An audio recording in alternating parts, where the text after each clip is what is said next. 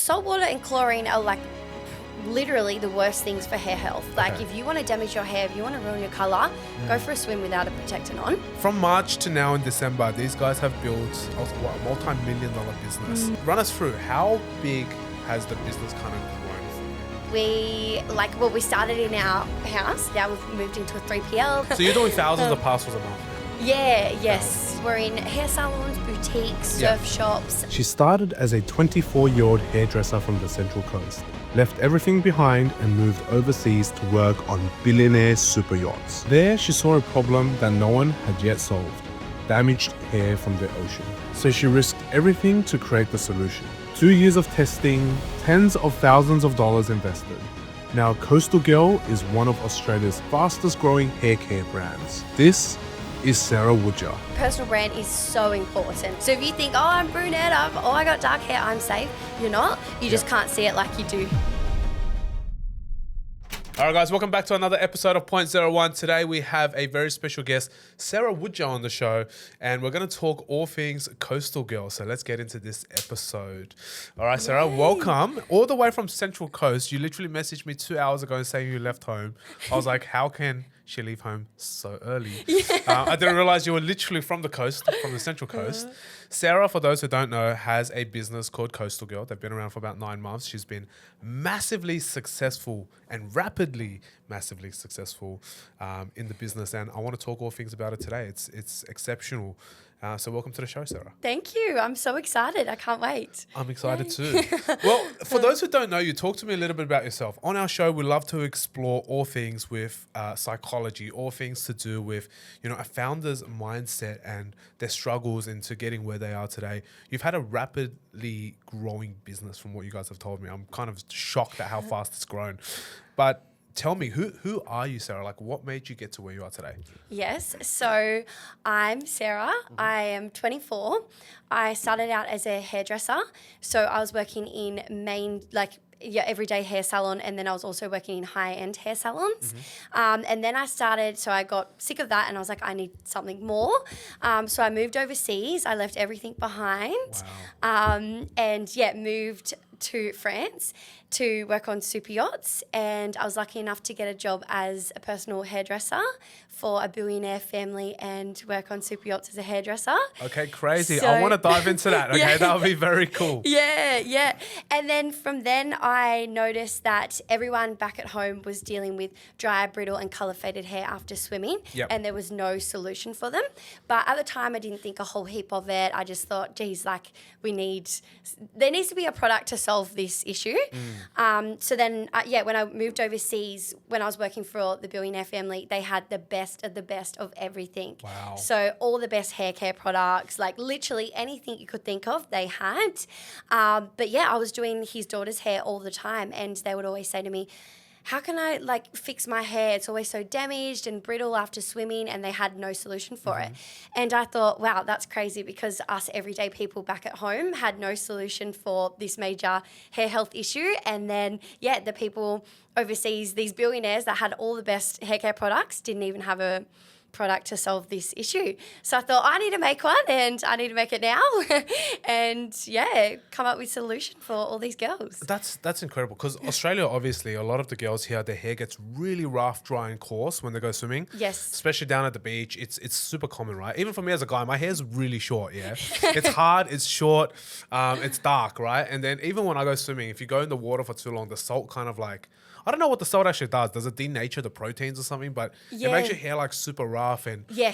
Dry, it dries it out. Crispy, brittle. It causes the color to fade. So I can only imagine, if you have blonde hair, that would be crazy how it feels. And you can tell, the beach, when you're at the beach and all the girls come out of the water, their hair literally just gets so dry and it looks like hay almost. Yeah, and it's so matted. Even getting a brush through girls' hair after they've been swimming is a nightmare. It's matted, knotted. It's not it. So crazy. We needed a solution. So what did you do? How did you come up with the idea behind the product? You guys are literally a single SKU brand at the moment, with a few accessories here and there, but single SKU brand. How did you come up with this hero SKU of yours? Yeah, well, like how did we... Yeah, how did you formulate it? What was going through your mind like to create this product? Yeah, well, because there was obviously such a gap in the market. And as well, myself, like growing up by the ocean, I was always swimming from a young age. Yep. So I was like, geez, I need a solution for this as well, because I was always like, my hair's damaged, like my colour's fading. We went to Bali and all my friends, they had nice blonde hair. We went in the pool for about 5 minutes and all their hair went green. Oh. So I was like, oh my God. So yeah, everyone needed a solution. So that's when I decided to start traveling around to cosmetic manufacturers, trying to find a cosmetic scientist. Was this in France or where This did you was go? back home. Back at yeah. home, So okay. when I eventually came back home, that's when I was like, all right, it's got to happen. I need to do this.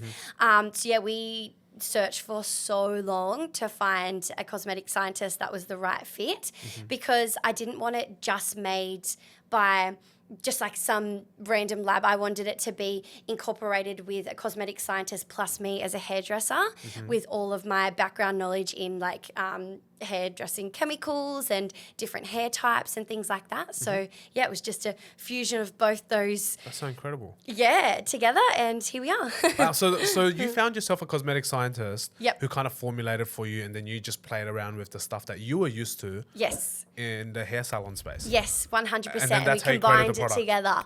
Yeah. That's so crazy. So Yeah. what is the product? Is it a cream, lotion, ointment, like a mask? What is it? Yeah, so it's a cream and it coats the hair in a silky layer. Okay. So it works like an invisible swim cap. And Okay. yeah, it's very different to a conditioner, because people are like, how is this different to wearing a conditioner in the pool And or how the does it not ocean? wash off when you're just in the Yes. water? So the difference between this and a conditioner, when you use a conditioner and get in the shower, it's designed to rinse off. So if you wear that same conditioner in a pool or the It'll be ocean, gone. straight away it's just rinsed out. So there's honestly no point in wearing it. Whereas we've designed it specifically to coat the hair in a silky layer. It causes it, like it traps into the hair. And So it sticks, it stays on your hair. it So stays in the sticks. hair, and the only way it comes out is when you shampoo your hair, which is amazing, because Oh. no one's shampooing their hair when they're going In swimming. the ocean, yeah. But yeah, when they finally want the product to come out, all they have to do is shampoo it out, and it just rinses straight off. So no build up. That's awesome. Yeah. That actually sounds like a really cool product. I don't know if I'll use it or not with my hair type, but it's not. There's not too much hair here. But for the girls, I think that's a really cool product. Yeah. Especially here in Australia, like we're literally a sun-kissed country. Everyone's at the beach. Especially right now, it's so hot these Yes. last 2 weeks. So Yeah. everyone's Yep. off at the beach, and it makes sense to have a product like yours. But before we get onto the business side of things, tell me, what was your experience like working with billionaires? Right, most people in their lifetime, they will never ever meet a billionaire, let alone be in such close proximity with them. You're literally trapped on a yacht with them. Yeah. So what was it like? What sort of lifestyle do they get to live? Like, what is it actually as glamorous as people would imagine it to be, or Yes. what was that lifestyle like?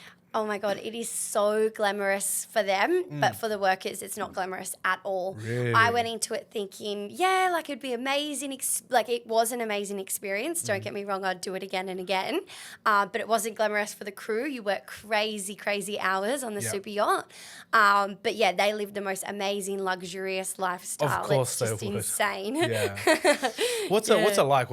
What sort of yacht was it? Was it a big one that had like multiple rooms? It has all those, like, you know when you see those videos and you're like this Yes. 55-foot mega yacht or whatever, like 100-foot mega yacht. Yep. What was it like? Yeah, so I was on a mega yacht and it was 100 meters. Oh, 100 meters. It was insane. Yeah, I think Jesus. it's one of the bigger ones in Yeah. the world. Yeah.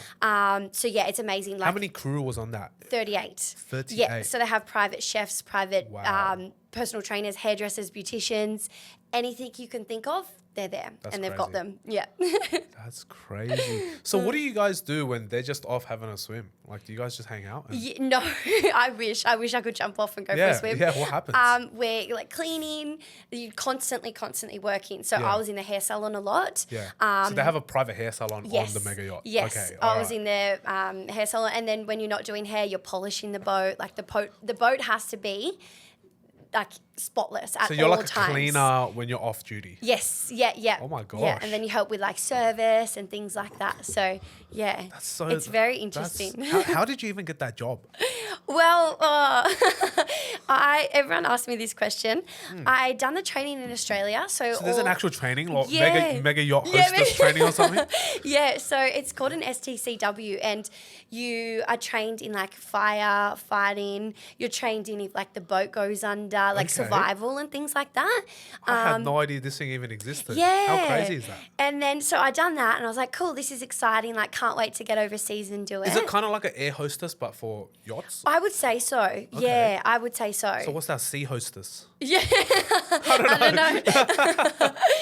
know. So yeah, they have it set up in Australia where you just learn all the survival skills that they call Okay. it. And then yeah, travelled overseas. But the scariest part for me was you're not guaranteed a job. Yeah. So I left everything behind. I left my job behind. I left like my dog behind, like Oh my literally God. everything. Yeah. Travelled on my own over there and based myself in a crew area. Mm-hmm. And yeah, you sign up with agencies, you go dock walking, handing out your resume, like Wow. heaps of different, like you hustle to get a Is job. there a lot of people? Is it very So competitive? many. It's Really? ridiculously oversaturated. Yeah. Wow. There's not a whole heap of Aussies that do it, but lots of South Africans, Pommies, Wow.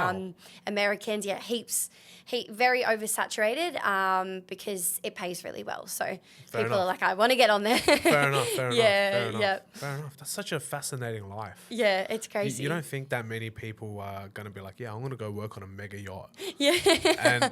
and you specialize as a hair salon, like a salonist on the yacht. Yes. You Yeah. know, that's crazy. I know, it's wild. A whole gosh. new world. They have like helicopters. They get taken over by helicopters and land on the front of the yacht. boat on Yeah. a helicopter. They've got like helipads. It's Yeah.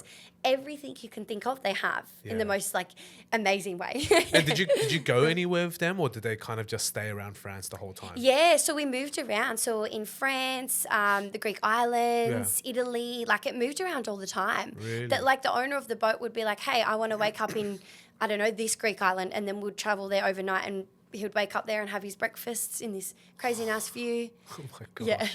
So do you get to hang out with the billionaires a lot, or are you literally just there for service? That's You're it? there for service. So you don't get to hang out, have a banter with them, No, nothing. no, definitely not. They Oh keep my it very gosh. professional and very separated. Okay. Yeah, it would be Wow. nice if you could Yeah, that's enjoy what I like mean. the jacuzzi. Yeah, have a chat with them, the like, sun lounge. talk to me, teach me a little bit about what you do, stuff like that. That'd be great. I mean, proximity, right? Like, Yeah. you're always in contact with them. What about their kids and stuff? They don't have contact with you either, or? The kids, did you say? Yeah, like you just do their hair and that's it. They just go Yeah, off. yeah, they do their own thing really. Wow. But like you can talk to them. Like when I was doing their hair, I Yeah. could talk to them. But yeah, it's not one of those. When you're put on the boat, you sign lots of NDAs. Yeah, of course. And they make it known that you're there as a worker, and that's that. You're not there for fun, and Yeah. yeah. And that's fair. Absolutely. I mean, that's fair enough, right? They were working for a crazy, crazy prestigious position. So Yes. that must be crazy. Did you learn anything there that you brought back to Australia, or was there anything unique that you saw that kind of helped you get to where you are now? That's a really good question. There was so much to learn. I guess the thing that I would take away from it though is money. Like I know heaps of people say this, but money can't buy happiness. It's so true. Like they have all of the best everything, but not necessarily The happiness. completely happy. So yeah. Wow. That's powerful. Yeah, well, I feel like everyone says that, but it is really true. So Wow. Because yeah. I'm always like, does money really not buy happiness? I mean, if I had a nice house and a nice car, a and helicopter. I mean, like, surely I can find a way to be Surely. happy, right? Yeah. But I guess billionaire problems are also big, big problems. I Yes. mean, like, you in your process of growing your business, you'll be running into problems too. Yes, You know, yep. whether it's you're running out of stock or you have a big tax bill that you weren't expecting, stuff like that. These are all big problems that you'll learn as you go through the business. Yes. So Yep. let's change lanes. Going back to the business side of things, you started the business you mentioned earlier in March, Yep. and now it's December, so about 9 months. Yep. You know, that's run us through how big has the business kind of grown for you? What's it look like now, from Yeah. 9 months ago to today? To today, it's pretty big. We started in our house, Yep. packing orders in the house. Now we've moved into a 3PL. They pack Yep. all the orders for us. I think there's like 3 staff members at a time that work on our parcels, which is really interesting. That's I'm like, crazy. what? So you're doing thousands of parcels a month now. Yeah, yes, Thousands. yes. How crazy. I know. And you guys, I saw that you guys do wholesale as well. You're selling into local salons and stuff like that. Yes, yeah, we're in hair salons, boutiques, surf shops, whole range of different things, or different shops really. And yeah, it's doing really, really well. A lot of our boutiques and hair salons, they always contact us saying, hey, this is the fastest moving product. It's crazy, like it's doing so well. So yeah, we're very fortunate. Where do you think that success came from? Like what made it grow so rapidly? Yeah, I would put it down to a couple of different things. At the start, I would say product to market fit, like a massive gap in the market. And then also me being a hairdresser, I'd get online all the time, talking to other, like speaking to hairdressers and hair salons, talking to the problem really. And then, so it's just grown from our organic Instagram, our TikTok, our meta ads and our wholesalers, because when you think about it, the hair salons, everyone loves their hairdresser. Everyone trusts their hairdresser with their life almost.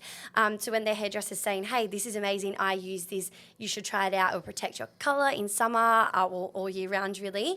And yet your colour will last longer, your hair will be healthier. They're going to be like, yep, absolutely, I'm getting that. So that I put it down to that's the reason why it's working so well, particularly in hair salons. Because the salons are pushing the product for you. Yes. Yeah, they're like our own sales reps, really, which is amazing. Yeah. So did you have a personal brand before you started? Like, were you already growing your social media? No. Or was it like zero? I nada? was so scared to get on social media. Really? Yeah, I was like, what? Getting the camera and taking a video of myself was so hard at the start. And now I'm like, oh, yeah, get it out. Yeah. Take Film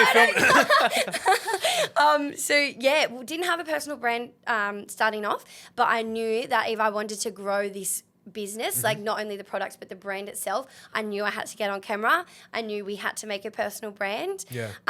So yeah, and it's good. Like we have customers tell us all the time. They're like, I barely even know what your product is, but I just want to buy it because I love you guys. Oh, how good is that? I'm like, yay! So yeah, it's like personal brand is so important. Like I honestly can't even stress that enough.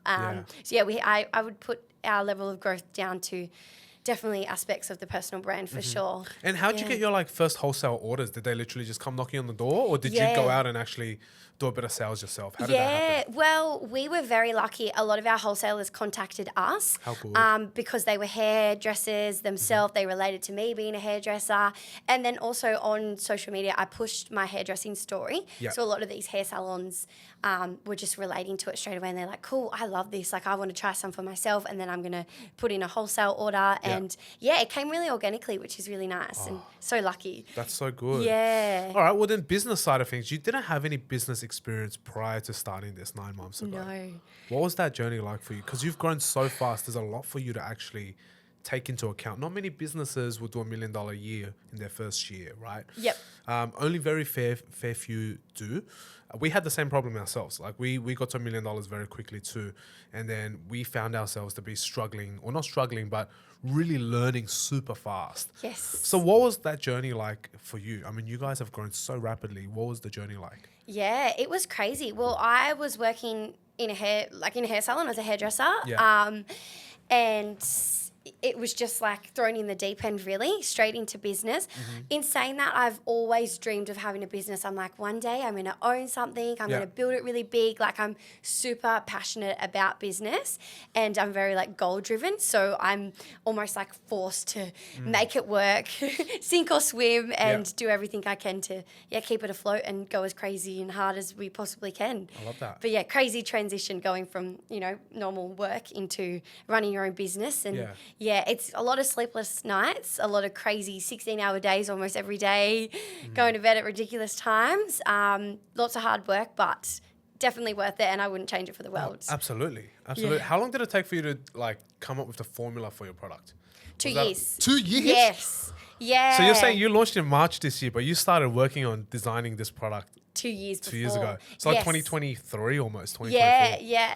Well, the reason being is because this product had never been done before. That's true. So we weren't just going, hey, like we need something like, I don't know, a sunscreen, make us a sunscreen. Yeah. So we're starting from scratch. I knew it needed to tick heaps of boxes. As a hairdresser, I know lots of hair care products can cause a build-up in the hair. They can cause drama gunk with colour, heaps of different issues with hair extensions and keratins. So I knew it had to tick so many boxes boxes and be safe for all these different needs wow. for hair. How many formulas did you test? So many. Like, I honestly can't even keep count. Like, we had formula after formula after formula, and we worked through heaps of different cosmetic scientists as well. We didn't just land on the Not first just one. one. Oh my God, that's such an expensive process. Yeah, it was ridiculous. Like, at the time, with how much money we put in, I just kept like being like, is this going to be worth it? Do you remember roughly how much you put in? Because we formulate our own products as well. Yep. So I know how expensive it gets. Yes. And yep. so for you to go, I worked with multiple scientists, which is multiple fees,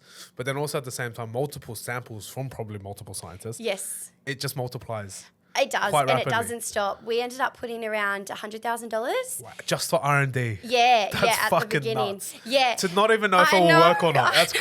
Everyone crazy. around me was calling me nuts. They're like, Sarah, you're insane. What's going on? You like, could have bought a literally- property in Central Coast with that. Oh, That's yeah, it. crazy. So yeah, me and my partner Luke, who's now in the business, we went halves at the start financially. Yeah. I designed the product and got us to the point of launch, being Yeah. a hairdresser, went halves in the initial cost, and then from the point of launch, then we both in on the business and Yeah. both grew it to where it is. So All right. Well, yeah. Luke loves you, huh?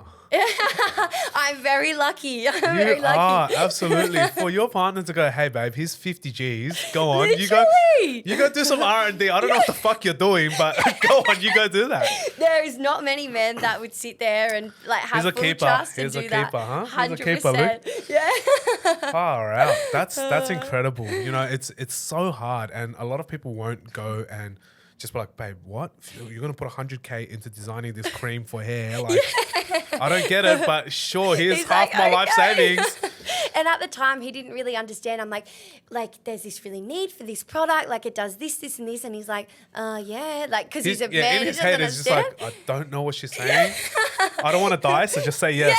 You know, I get it. Don't He's worry, like, look, I I got it. have I understand. I understand. That's God. incredible. You know, it's not easy. It's definitely not easy for someone to sit here and invest all their savings into a product that they don't know will work, let alone their Yes. partner to believe in them so much. So I think you're very lucky. I'm so lucky. Very, very yes, lucky. And he's 100%. such a great man. So I think Yeah. that's incredible. Props to you, Luke. Props to you. Props to you. But yeah, that is quite an incredible story. 100K over 2 years of R&D. Yep. How many different scientists and how many different samples did you go, and why did you end up choosing the scientist that you chose now? Was it like someone just couldn't figure it out, or someone's formula just was always sour, or like it just didn't feel good? Yes. Like, what was that situation like? Yeah, to start with, a lot of the meetings that I was going to for the R&D, the companies were run by men, and I'd go in. They just didn't get it, did they? No, they didn't get it, and they didn't take me seriously. And it was like, oh, you little blonde thing, like go away, like, you know what I mean? They didn't take me seriously. And a lot of the labs that we were going to as well, they were already working with massive hair care brands, skincare brands. So like they were already like really established brands that they were working with, and they thought, what are you doing? Like if this product isn't already out on the market, how do you think that you're going to make this work, sort of thing? It's typical. So yeah, I wasn't taken seriously at all. So yeah, constantly jumping around to find someone that would actually listen and want to help. And then the reason we went through so many different cosmetic scientists is because the formulas weren't right. You'd get a formula and it'd have bad ingredients that would cause issues in the hair. I'd take formulas home and test them, because I was lucky. I was able to do my own testing at home with, because hair salons, to put blonde highlights through hair, they use bleach and peroxide. Yep. So I had all of that at home. So I'd test it with the product, see if it caused any issues. So you would mix peroxide on. Would you put peroxide on your hair, or would you put it into the thing? Yeah, and I had test strands and everything. So Oh my God, you're a I'd little try scientist. everything. Yeah. How cool. Make do, home job scientist. Yeah, I love that too, because my background's actually in science. So we have our own lab here, and I do all my own testing as well. Oh, cool. Yeah, so I test all the fragrance. I test how everything feels on the skin. Yes. I do the preliminary formulas before we then go to the labs for them to refine it. Oh, that's So, awesome. How handy Yeah. is that? Yeah, so like our body oils and stuff, they're all formulated by me through just Perfect. literally tinkering for hours and hours and hours. Yeah, right. Wow, that's Yeah, amazing. fun. Yeah, That's it's so fun as. good. So yeah, them like all the cosmetic scientists that we're working with,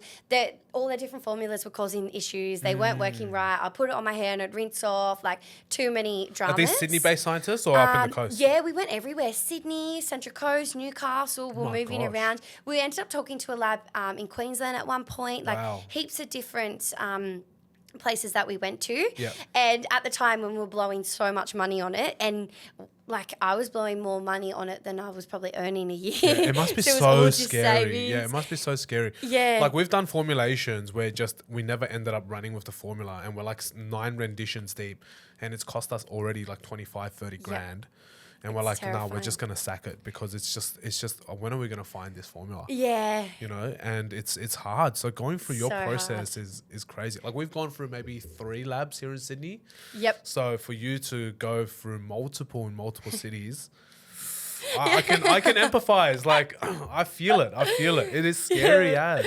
Yeah. There was times where I could have been like, cool, I'm just going to stay with Settle? this, like settle. And like I didn't want to. I wanted the formula to be incredible. What made you think like I might settle with this versus fuck it, I'm gonna hold out until something even better? What made you have that hope to know that this lab or this scientist could actually come up with the formula?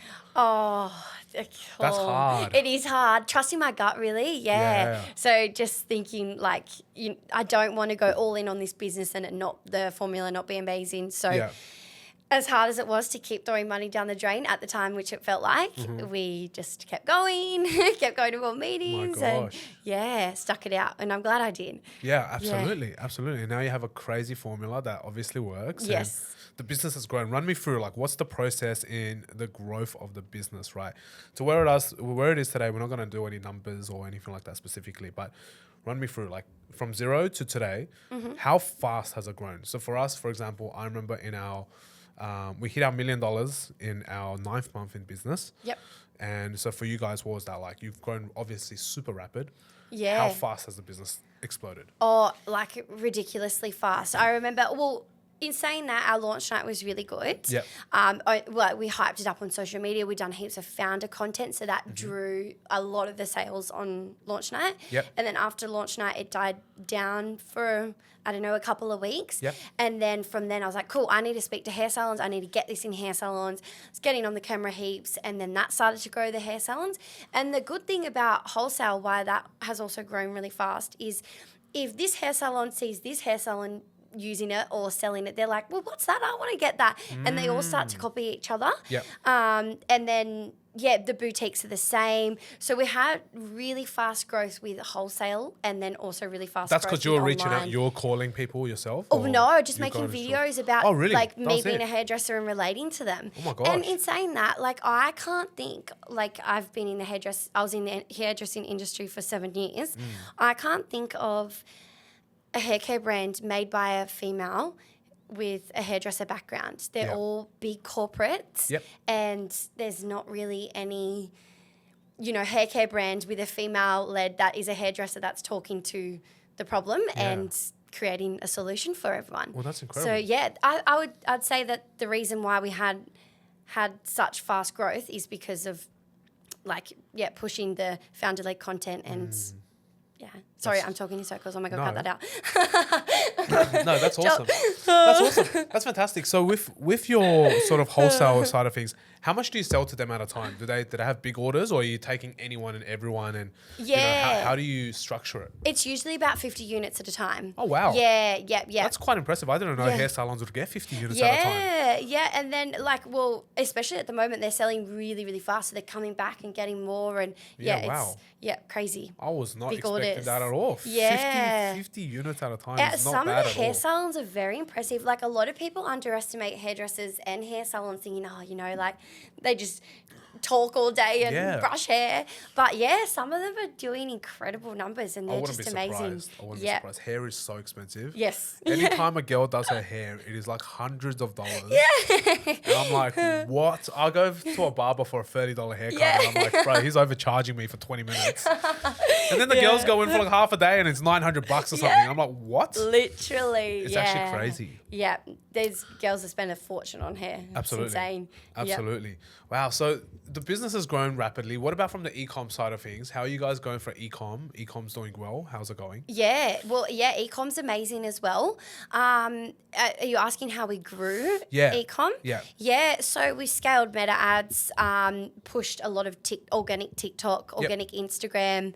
I would say most of the growth was founder-led content for sure, and then back it up with ads. And as we started started to get bigger, we then started to spend more on ads and meta. And even with your ads, your creatives are still founder-led content? Yes, yeah, All every founder-led? single ad. We don't do any UGC. Wow. We don't do any influencer marketing. Every single ad, I'm in everyone, which is so exhausting because I'm like, oh my God, I need to do some work and stop like recording myself all day.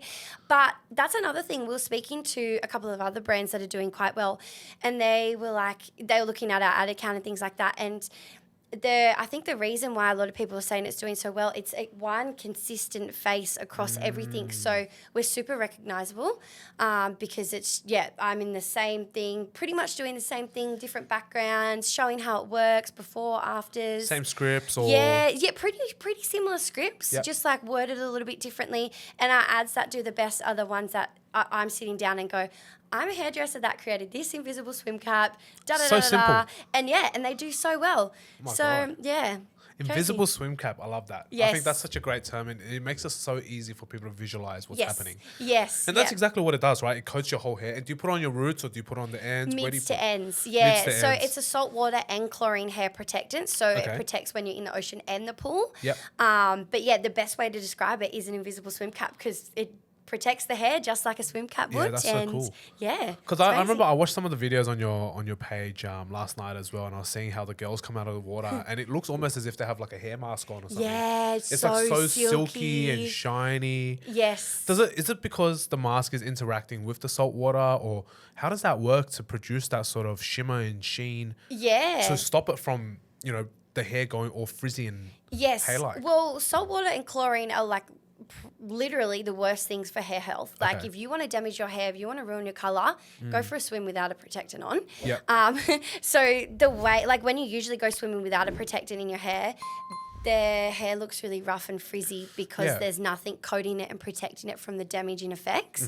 The reason why our hair looks so silky after using the formula is because it's creating that protective barrier and the water just shines off it really, or like glides straight off. Right. Yeah. So what does the salt and chlorine actually do for the hair? Does it like break it down, or Yes. And is the damage permanent, or is it just temporary? Yeah, the damage is so bad. So if you're not wearing a protectant in your hair, the damage is really bad. Like it causes split ends, it causes breakage, color fade, like everything. For brunettes as well, or blondes as well? So that's the thing. Like a lot of people at the start were thinking that our formula was just for blonde hair, which isn't true, because if a lot of people think it's only blondes that their hair gets damaged, especially in chlorine pools because their hair goes green. That's not the case. Brunettes and any other hair color get just as damaged. You just can't see it as much as you do in blonde hair. So if you think, oh, I'm brunette, I got dark hair, I'm safe. You're not. You just can't see it like you do with blonde hair with all the green. Interesting. Yeah. Is blonde hair actually like different structurally to other different color hairs, or is it just literally a color?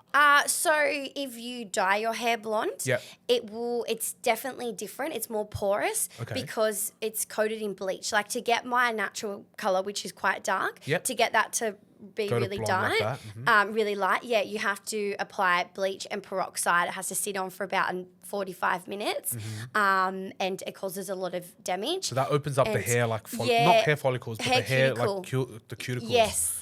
Yeah. Interesting. So what about naturally blonde? Like if you're naturally blonde, is that hair different to a brunette's hair, or is it pretty similar? very similar? It's just the color at that stage. Yes. But if you're blonde because of bleaching, then that's a different story. Even different. Yeah. Wait, and they're heaps more prone to damage as well, because like the cuticles open, it's exposed, and it's just. And same thing applies for all other colors, right? Like if you're red, or if you've got blue hair or green hair or whatever, for example, that also is the same effect. It's same effect. Hair. Yeah. Wow, I had no idea. Like honestly, if you can't tell already, I don't really care for my hair as much. There's not much to care for, right? So it's just literal typical Asian hair. So there's not much for me to care about in terms of hair wise, but to know that you have identified a huge gap in this market, gone out, created this awesome product for the market, and then now have scaled the business and grown it so rapidly. That's incredible. Thank you. So what was it like evolving the business from like obviously your house, which is where you started, to then moving it all into like a 3PL?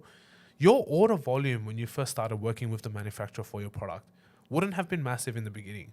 But Yeah. for it to scale up so quickly, you must have been out of stock for a while Yes. and all of that. How did that, Oh, how did you deal with we that? have been out of stock so many times. Yeah. Like we had so many sleepless nights because people are like, I want this. Like, Yeah. bring it back in stock. How big was your first production run? When you first ordered that big bulk batch of product, Yeah. would have also been quite scary as well Yeah. because it's quite a big invoice. Oh, How yeah. big was that? How big was that? 10,000 units. 10,000 units. Yes. Oh my God, Yeah. that would have been scary too. And manufacturing in Australia is not cheap. No, definitely So not. we Australia just- is fucking expensive. Are you manufacturing like in Sydney, or are you manufacturing like along the coast? Newcastle. Okay, Yes. good. Because Sydney is so expensive. Yeah, Like yeah. anytime you're in one of the big cities, it gets more and more expensive. Yes. Well, we actually started off in Sydney and then we moved to Oh a really? Newcastle lab. Oh my God. 'Cause- Did it change in price? Like, did you get a big savings or not I would say really? it was pretty similar, to be honest. Really? Yeah. Wow, Yeah, okay. yeah, pretty similar. Interesting. But yeah, no, it's crazy. It's big Oh. volumes. It's expensive. Yeah. Definitely very, very, very expensive. Yeah. So yeah, I mean, like going from home, getting all those boxes into home, that would have been a lot actually. Oh my God. Couple pallets. Yeah, for sure. because I was 10,000. delusional. Like I was like, yeah, 10,000. Like Yeah. I've never seen 10,000 units before. I don't know what that looks like. It's yeah, and your bottles are like what? They're like that big. Yeah, maybe? yeah, That yeah. would have been huge. I was like, it's fine. We'll just put it in the house. Yeah, And probably then like 5, Dad 6 and pallets Luke- worth. It was huge. They're like, you can't put this in the house, Sarah. How's that going to work? And I Yeah, hadn't yeah. seen them at the time. Like it was imaginary for me. Uh-huh. And then I'm like, nah. I'm not getting a warehouse. Like, we can't afford that. We need to put them Of in the course. house. So that's what we did. I'm like, Mom, Dad, it's coming in the house. Oh my gosh. Do you have pictures? So I What did it look like? Did you fill up the whole house to It the was brim? crazy. Yeah, it was taking up rooms. But Oh my poor gosh. parents, they're like, this chick is just crazy. And then we're lucky, like Luke's parents, they took on some in their garage as well. So So it was in 2 we- properties. Yeah. 2 fulfillment centers already, Yeah. just like that. Literally. So yeah, no, we are very lucky that we have both amazing parents that are supportive of us. Supportive, And yeah. yep, bring them in. My bring all the gosh. pallets in. That's so So, crazy. So yeah. you filled up the house and you sold that out. How fast was it to your first sellout? Oh my God. Do you remember? Do you remember what it was, Luke? Yeah, 3 yeah. months to sell up so the whole at the first batch. first starting one was it took a bit to get there, and Yeah. then once the sellout, like the first sellout Still, happened, 3 months it to was- sell out 10,000 units is pretty fucking good. Yeah. Like, there's nothing wrong with that at all. Yeah. That's awesome. And then after that, we just kept selling out. Could not keep it in stock. It Jeez. was yeah. Are you still doing 10,000 runs or are you doing more now? No more. Oh my gosh. That must be... 100,000? 100,000 run is... So for those who don't know how big a 100,000 unit run is, it is incredibly large. Yeah. Incredibly large. Did they take a long time to produce that for you as well? Oh, ages. 2 months? Yeah, because we're like, hurry up, like, give us They're stock. like, it's 100,000 units, man. We're in Australia. We're slow. Yeah, literally. They're like, you guys got no idea what it's like. And we're like, Yeah. oh, well, just give them to us. We need them. Like, Yeah, customers yeah. want them.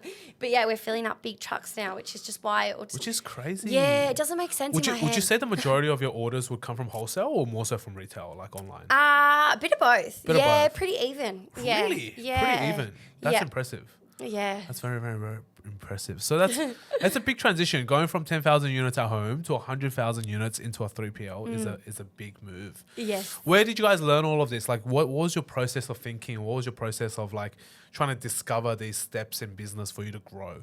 We had to learn everything, like 'Cause literally on that would have the been 6 spot. months ago, literally like 6 Yeah. months ago. Yeah. But when people ask me this question, they're like, how do you do it? Like, how did you scale this fast? And I'm like, I don't know. We winged everything. Yeah. A thing that I would say that it's lucky that we did teach ourselves everything, because then as we do scale and like bring on staff and things like that, Yeah. then we know everything from scratch because we've had to Correct. teach You've been there. ourselves. You've been there. Yeah. So yeah, we literally do everything ourselves, from photo shoots to My gosh. cameraman over there, make do model here, Yeah. like packers, like yeah, literally everything you can think of. We've just had to make it up on the spot, and yeah, we haven't outsourced anything. Just The figure it only out. thing that we're outsourcing now is the fulfillment, Yep. and then the manufacturing lab. But everything else we've just had to teach ourselves, which has been crazy, and we've made so many mistakes. Yeah. But we won't make them again now that we know them. Of course, of course, and that's the game, right? Yeah. That's the game. That's so cool, because it's not every day that an individual can go out and scale this rapidly. Yes. You know, in the last 6 months, you guys have skipped like 3 years of business and compacted it all into one. Yep. And that's one, incredibly scary, but also incredibly inspiring for you to be able to be in a position where you can do that. Yeah. And go out there and build such an incredible business like you guys have. Thank And you, you that's haven't so even nice. reached your first birthday yet. I know.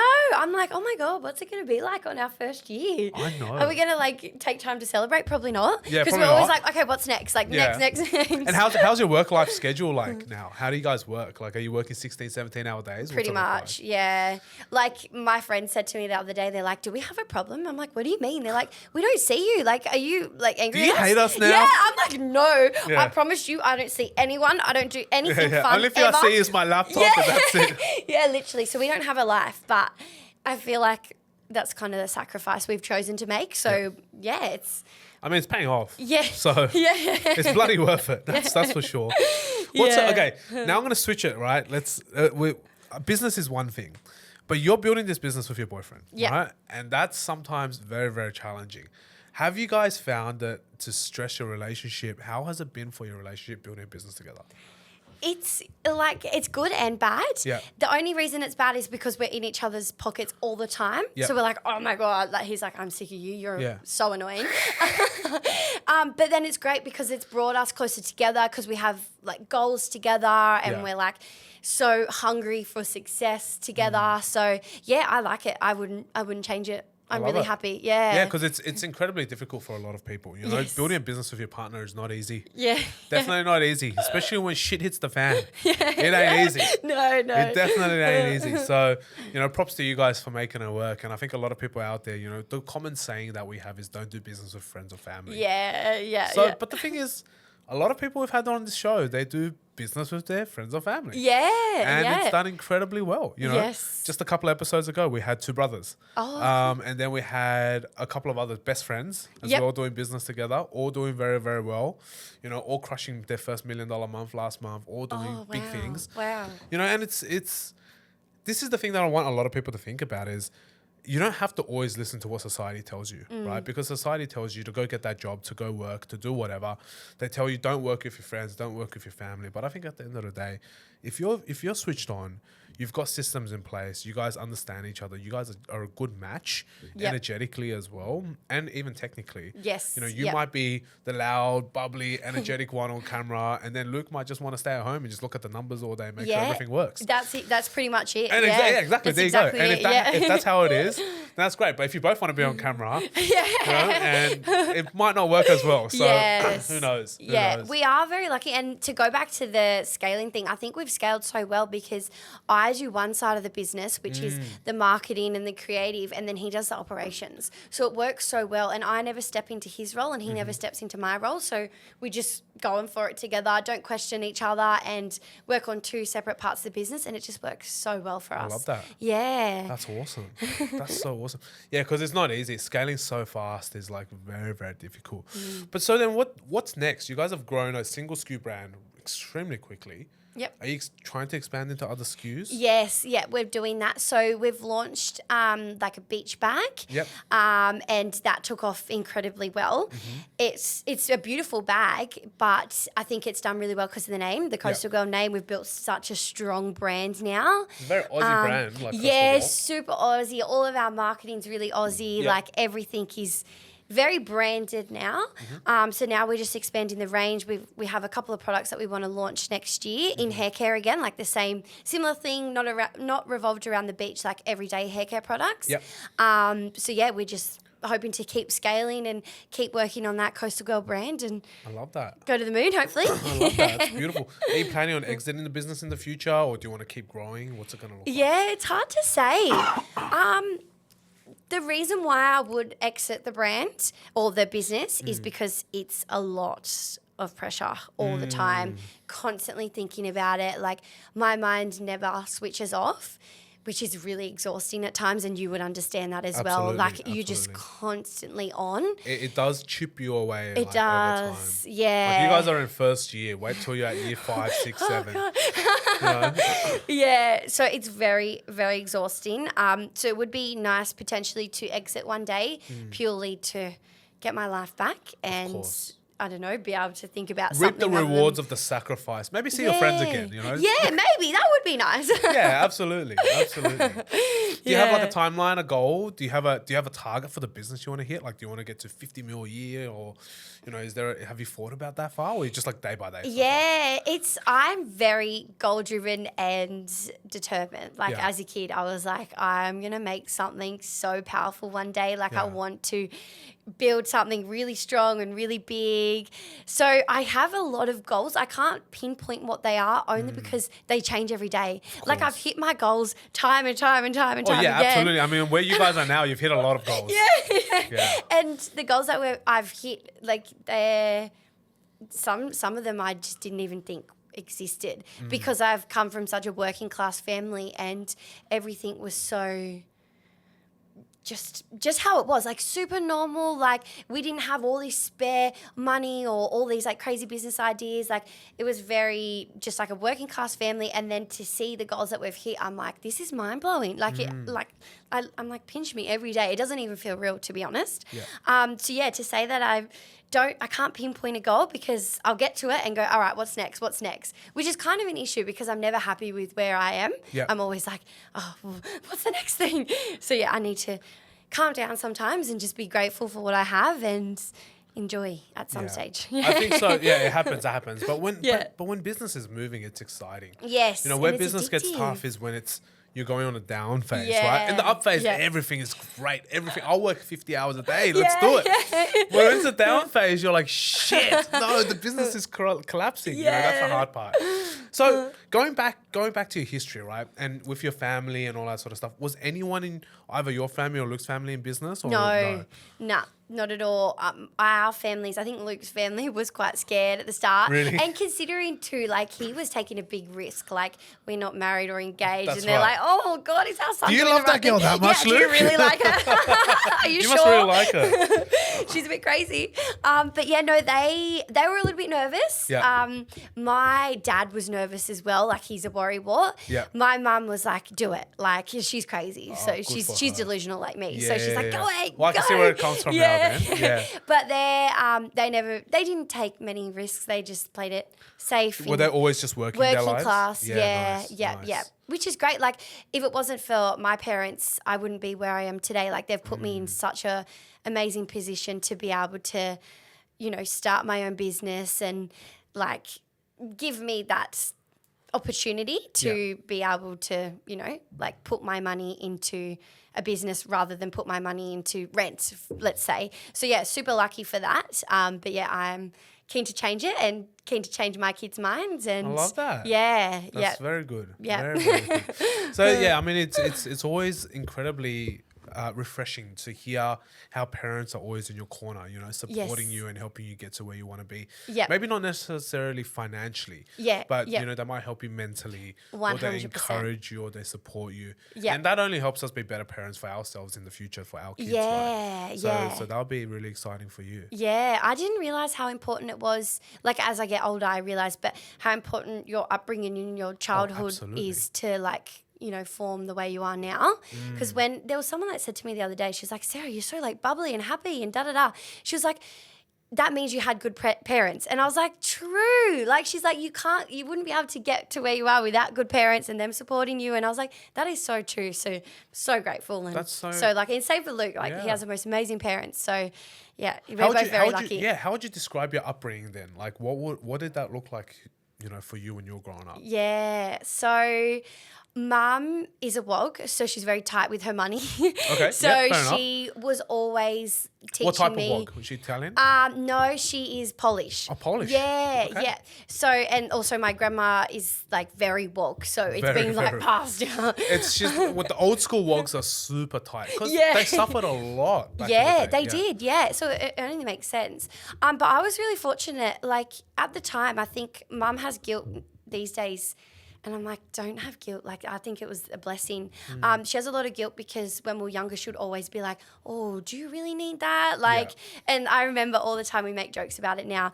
I used to do dancing, and the dance costumes at the end of the year were like $80 or something. So expensive for a working class family that was living kind of week to week.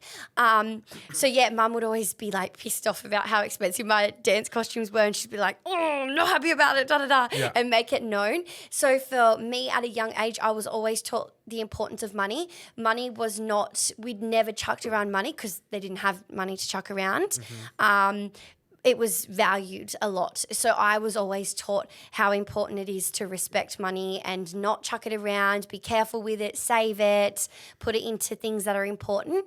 So I'm so grateful for how much how open she was with money when we were little. Like, I would always be like, how much was that? And she'd tell me, and I'd be like, how much was that electricity bill? And I'd get told. So I'd be like, wow, like, it's really important to respect that. And that's very Asian as well. Like, that's same with our upbringing. That. Yeah, very similar to our upbringing. Like, no money growing up. We're pretty poor. You know, our parents and their parents suffered financially, and they went through famines and all that sort of stuff. So money was very scarce, you know. We don't have a lot of it growing up, and so we're very born with that mindset of understanding the value of money and what we can do with it. Yes. Don't throw it around. Don't waste it. Yeah. You know, be smart with your money. So I love that. What about your dad? Is he also a Wog, or is he Aussie? He's Aussie, but when he married Mum, I think Mum right, this is what's happening. Yeah, I think that usually happens. You know, they beat the crap out of the man and be like, "Hey, that's it. You know, my house, my rules. That's it. This is what's happening." Yeah, sounds about right. It's like the Asian wives as well. They do the same. So I understand. I think if it was just Dad bringing us up without Mum in the picture, it'd be so chill. It'd be very different. But yeah, I'm very lucky with both. I got a nice balance bit of a balance. Yeah. Mum's a bit more strict, Dad's a bit more chill. Yeah. Happens all the time. And upbringing is so important, you know, because it sets the precedence for how, you know, we approach life growing up and how we approach life now. Do you think that contributed a lot to your mentality with taking the risk to build the business? Because not everyone can go and dump 100K into a dream. Yeah, 100%. You know? I think the reason why I wanted, like, when I was little, I was always dreaming about, like, this amazing life, and I wanted, like, you know, a little bit of spare money to do this, that, and whatever else.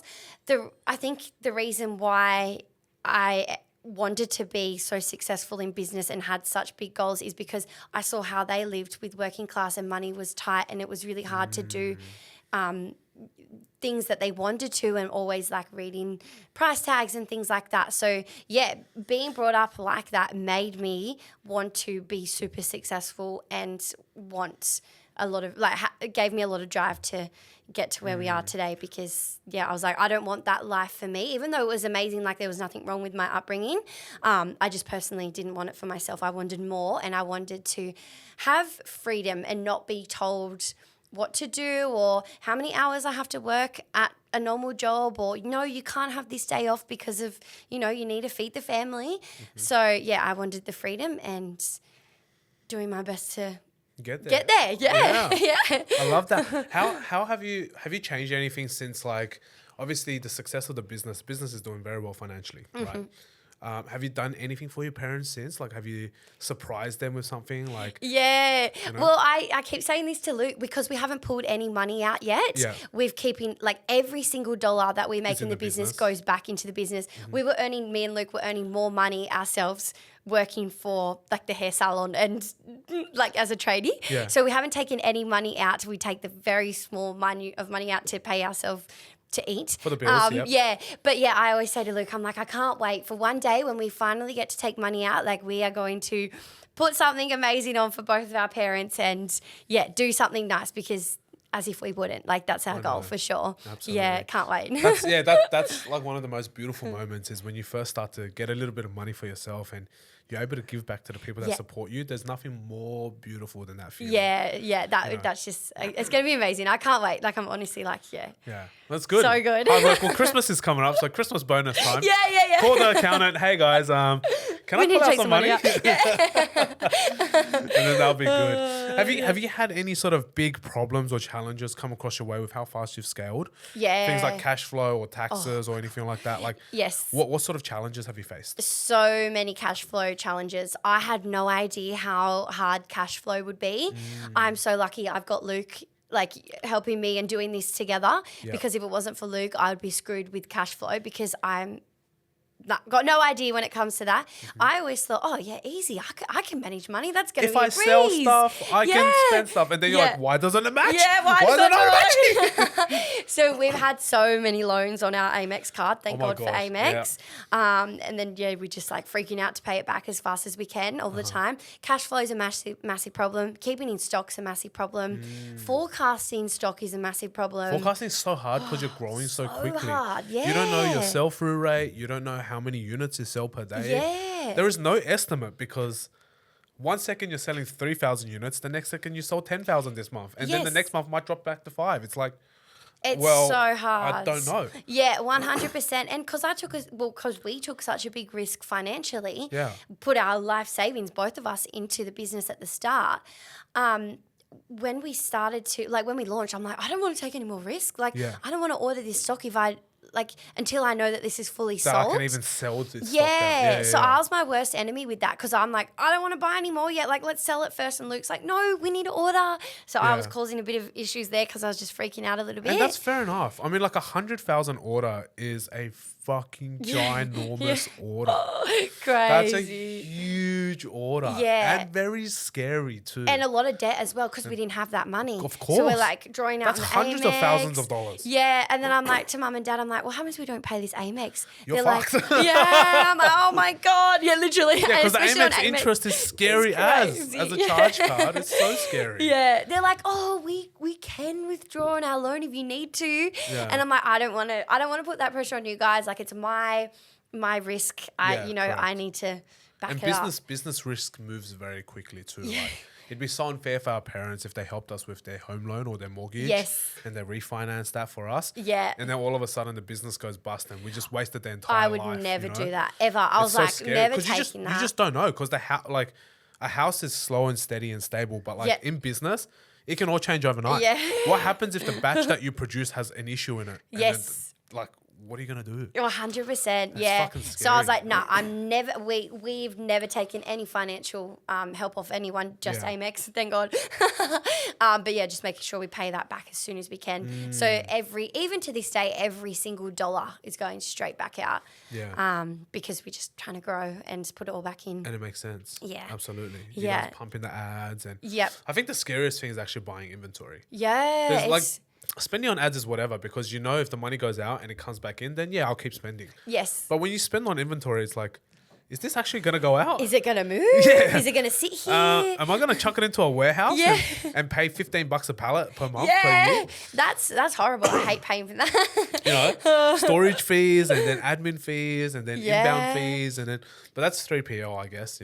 All the fees stack up. But, it costs money to even breathe into 3PL. I'm like, literally. Oh my God. Well, you're lucky you're a single SKU, so it's just that's the free pick, right? You get the free pick. So that works. For me, I have like 8 items per bundle, and it's like it's too expensive. Yeah. It kills you. So that's why we fulfill in-house. Yeah, fair enough. In-house, yeah. It is expensive. It is bloody expensive. Crazy. But it's good though. It's good that you guys are learning and you're coming across these challenges. And I mean, whether you say it's early or not, it's super early, like regardless for you guys. Yes. Being 9 months into the business, not even a year, and you facing all these challenges, it's a blessing.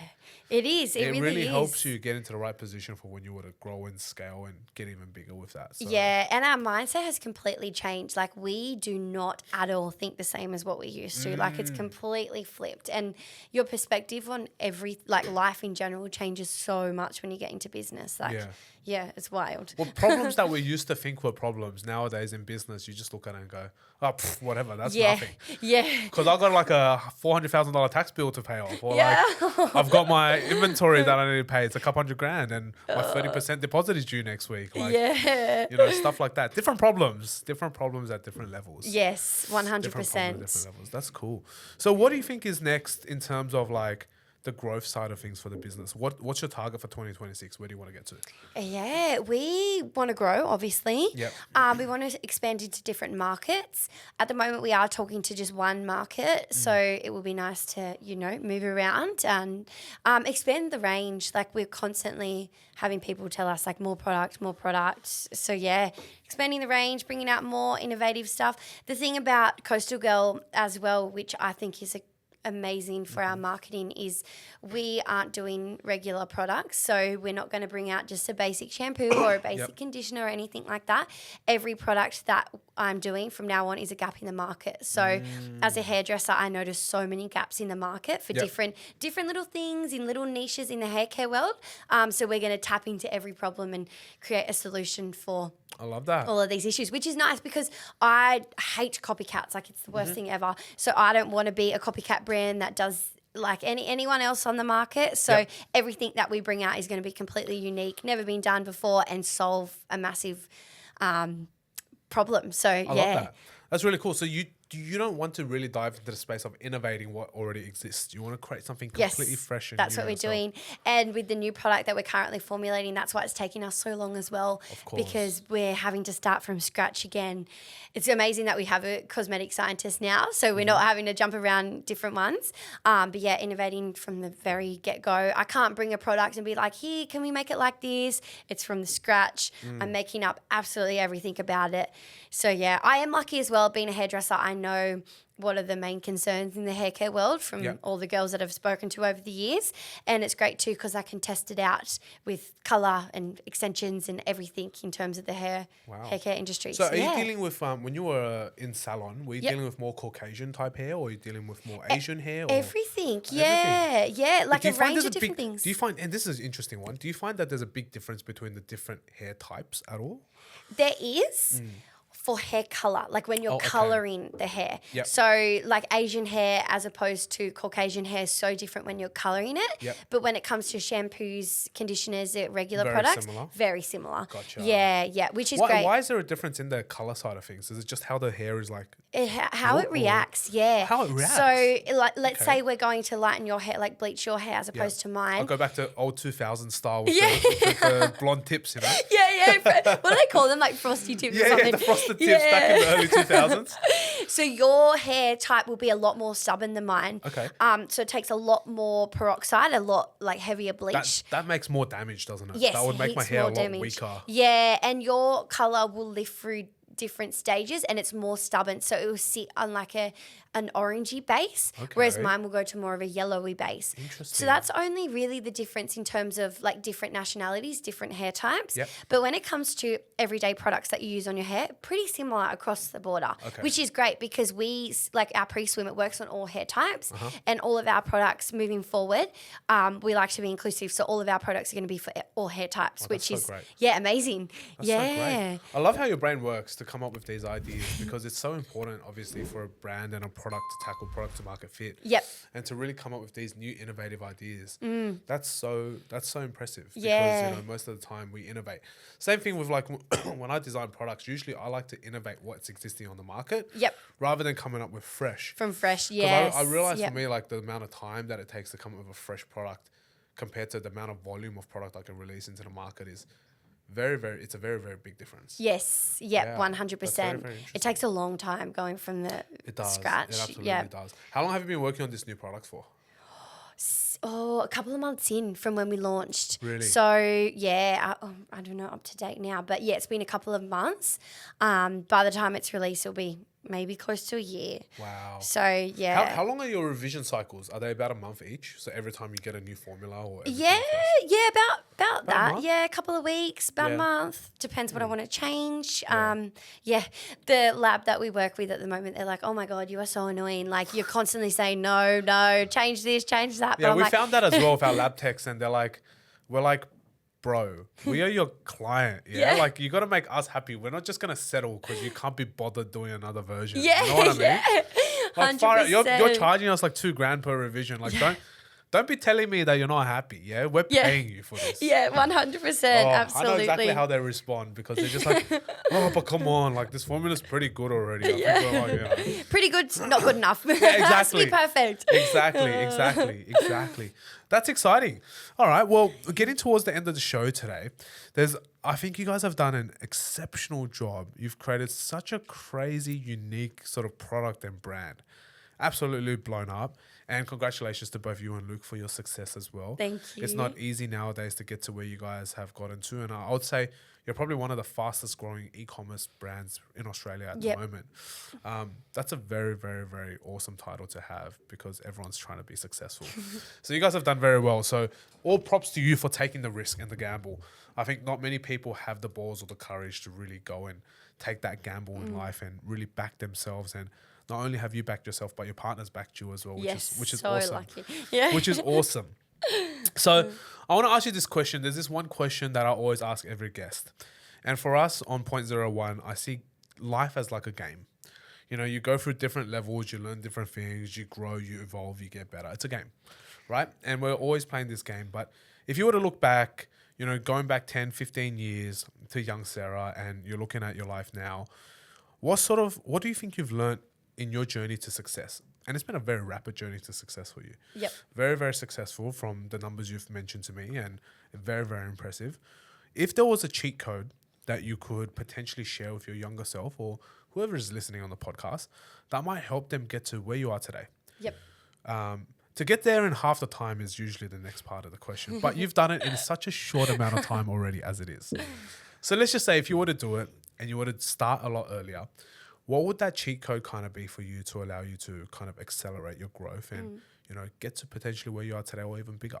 Yep. What do you think that cheat code would be? Mindset. I think it's all about mindset. I would put down a lot of the success. Well, obviously it's me and Luke, but a lot of it to manifestation, goal driven. I'm super duper determined. Yeah, I'd put it all down to mindset, to be honest. And then obviously, like with mindset, you got to back it up with working hard too. So, but without the mindset and without the strong goals and without the crazy determination, what are you working for? Do you know what I mean? So that's why, it brings the hard work and all that crazy effort because there's something we're getting there. Like there's an amazing goal. I'd put it definitely all down to. I love that. You mentioned the word manifestation. Yep. Has what you manifested eventuated now? But bigger. Okay. Yeah, which is crazy. I say that all the time. I'm like, it's wild. Because when people used to talk about manifestation to me, I was like, oh my God, like, I can't listen to that.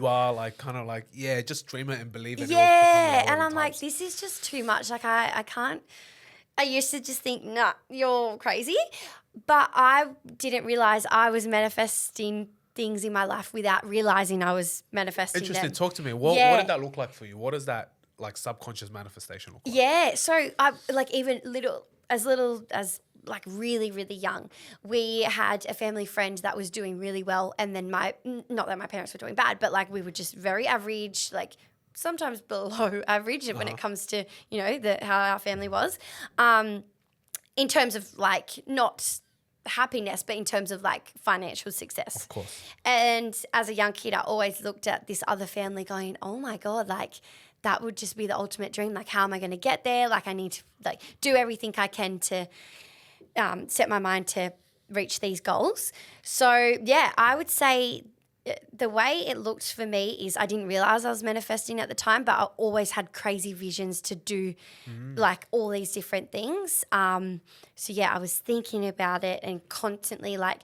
putting myself in that situation mentally. Like I'd bring myself to that position and be like, okay, I'm here already. This is what it looks like. This is what I'm doing. Like da da da da. But yeah, and then now that I've realized, actually after speaking to Dylan Mullen, I was like, wow, I've been manifesting my whole life without even realizing. Yeah. And now that I'm aware of it, I'm like, cool. Like let's switch it on. How do I do more of that? Okay. And amp it up. Yeah. How are you manifesting now? What's going through your head when you manifest now? Like, what do you want? What do I want? Yeah, what do you want? When you manifest and when you're trying to envision the future, what do you kind of see now? I want freedom freedom. Okay. I don't want to be told what I have to do and when I have to do it by anyone else. I want to bring my kids up in a really financial, stable position. I want to give my kids absolutely everything. Like, yeah, it's all just for the future. Like, obviously, Luke's now on board with that. I don't know if he was super on board at the start. It was more just like, party. Yeah. Enjoy life. Yeah. You know, I've worked so hard. I'm going to chill now. It's the weekend. Yeah, 100%. But now we're fully both on board. Like, Luke has, like, fully taken that on. Like, I'm constantly, you know, like, drumming that into him. Yeah. So yeah, success for us just looks like freedom, not being tied down to anything, not like, let's say I have a baby, I don't want to have to be like, shit, I need to get back to work, like freaking out. Apply for my maternity leave and then now I've got to go. Yeah, or like, I want to go on a holiday. Oh God, they're not going to say yes to my leave, that sort of thing. So yeah, we just really want to set ourselves up, set our family up, set our kids up, and just create a really nice life for future us. Both of you guys. Yeah. I love that. That's so beautiful. Well, where can people find you, Sarah, on social media? Like, if they wanted to follow your journey, where do they find you? So the Coastal Girl account is coastal.grl, and then the Sarah account, I can't fully remember. Do you know what it is, Luke? Like Sarah_Emily or something like that. Yeah. I mean, if you search Sarah Woodger, you'll probably find it. Yeah. Oh, that's awesome. Well, thank you for joining us on the show today. It's been a fun episode. I love your energy. And thanks. I can see where the success with both of you guys come from. And it's just such a beautiful story for you guys. From March to now in December, these guys have built a multi-million-dollar business in 9 months of time.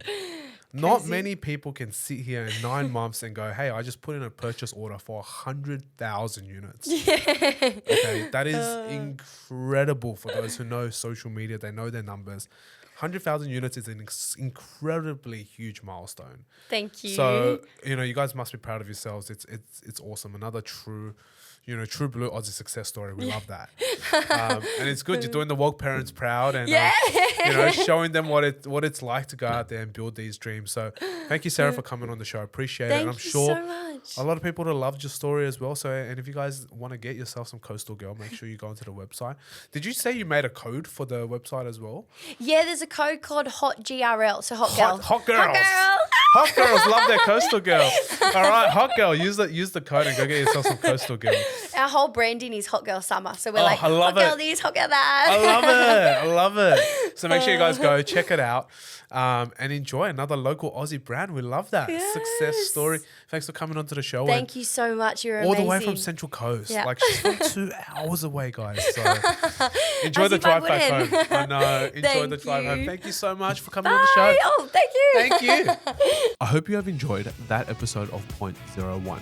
Make sure you subscribe to our YouTube channel and follow along on all our socials at Point 01 Podcast to watch all of the shorts again.